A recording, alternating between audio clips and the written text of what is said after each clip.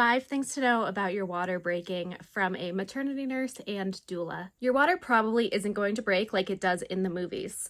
Only about 10% of people have their water break before contractions begin. A lot of the times it's not completely out of the blue. Usually you have other signs and symptoms of labor leading up to your water breaking. Contractions generally will start before your water breaks, but that is not always the case. Some people end up having their water broken artificially by the doctor or midwife. Sometimes babies are born in their water sac, which is pretty rare, but it does happen. A lot of the times it happens at some point in labor as things progress and baby's putting more pressure on your cervix and the contractions get stronger and allow that water to break. So your water breaking can happen at any point in labor, not just at the beginning before contractions begin. You should know the acronym TACO for if your water breaks at home. This stands for time. So your provider will want to know what time your water broke and how long it has been broken. A is for amount. Is it a small trickle? Is it a gush? Is it continuing, or did you feel a gush and then it stopped? C is color. We want to know, is it clear or does it have a color to it? Is it yellow? Is it green? Is it brown? The presence of color in it can mean that baby has passed meconium, which is a first bowel movement. Sometimes this indicates that baby was put under stress in utero. A lot of babies have no complications from passing meconium, but it is something that they want to know about so that they can have the neonatal team present at birth, just in case there are any additional complications from baby passing meconium. The concern with that is that baby would take a breath and it can coat their lungs, so they might have a little bit more trouble breathing after birth. If you do have meconium in your waters, it's not necessarily an emergency, nothing to be seriously concerned about, just something to be aware of and to let your provider know about so that they can take the precautions necessary to keep baby safe. The O is odor. Does it have a smell? Is it odorless? Does it smell like urine? Is there any foul odor? So anything that would indicate an infection or something funky going on that your provider will monitor a little bit closer. Number 3, when your water breaks, it's not just a one-time thing. You don't just get this one gush and then that's it until baby is born. It actually is continuously leaking. The amniotic fluid is made up largely of baby's urine, so they will be continuing to pee throughout labor and you will continue to leak. I advise that you put a pad on when you have broken your water, or when you believe that your water has broken, throw a pad on and see if it continues to leak. If it continues to leak, that is a good indicator that it is your water breaking and not just discharge or pee. Number 4, your risk of infection does go up once your water is broken. That barrier that's protecting baby from the outside world is now gone. There is a higher risk of bacteria being introduced into your uterus and to baby. So your team will be monitoring you a little bit closer for signs of infection. They will be monitoring your temperature and watching baby's heart rate for changes.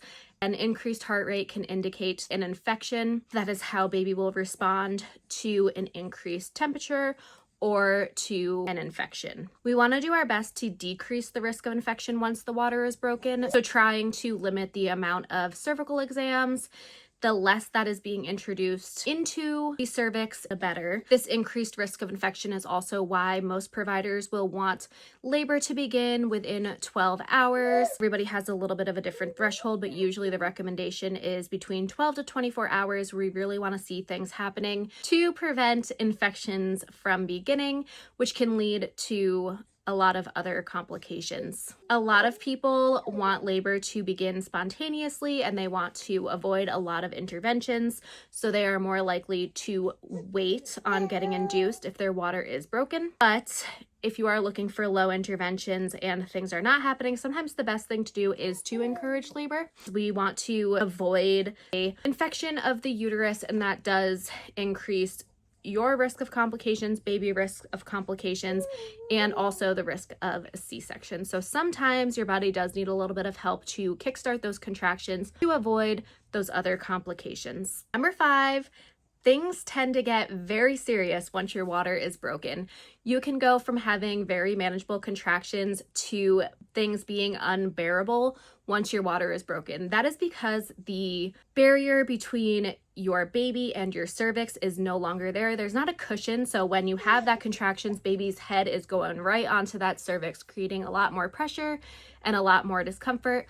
That pressure on your cervix releases more prostaglandins, more oxytocin, which makes the contractions much more intense, which is what we want. We want contractions to be intense. We want baby to be putting pressure on the cervix. We want labor to be progressing. However, if this happens too early, it can make things really intense. So if you're looking to have a low intervention birth, or if you're looking to not rely on medications for pain relief, if you're looking to avoid an epidural, I would highly advise that if you have a choice in the matter, you delay breaking your water. A lot of people find that it's much more manageable to handle labor and the contractions and the pressure when the water is there to create that barrier. Your water breaks one of two ways. We call it SROM, spontaneous rupture of membranes, or AROM, artificial rupture of membranes.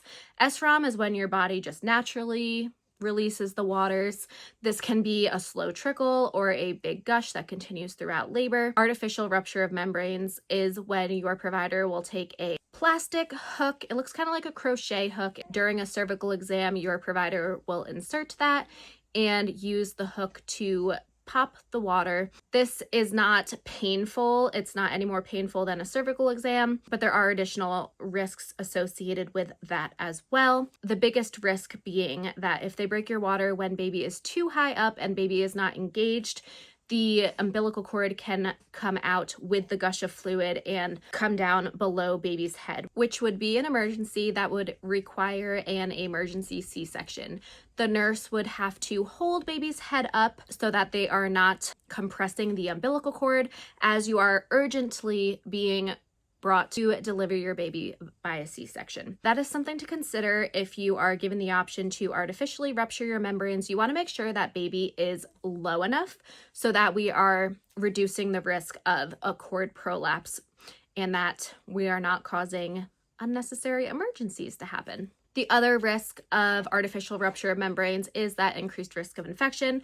First of all, in order to rupture your membranes, the provider does have to do a cervical exam. That alone increases the risk of infection, and then also adding the piece of having your water broken increases your risk of infection. So definitely do your research on whether or not artificial rupture of membranes is a good option for you, and also have a conversation with your provider about where baby is located, if they are engaged, if they're low enough for it to be a safe option, and what the benefits, risks, and alternatives are. One benefit of doing artificial rupture membranes is if labor has stalled and you're running out of options to help labor move along and you are feeling like you're losing energy or like things are not going how you would like. I don't want you to feel like you're on the clock just because a provider is pressuring you to, but if you are feeling like you are running out of energy, like you just can't go on, sometimes breaking your water can give you that boost of hormones and speed up the labor process enough for you to achieve the vaginal birth that you are looking for.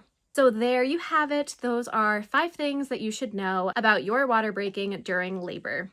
I hope you enjoyed today's video and that you will join us for the rest of the videos in the 30 Days to a Better Birth series. Have a wonderful day.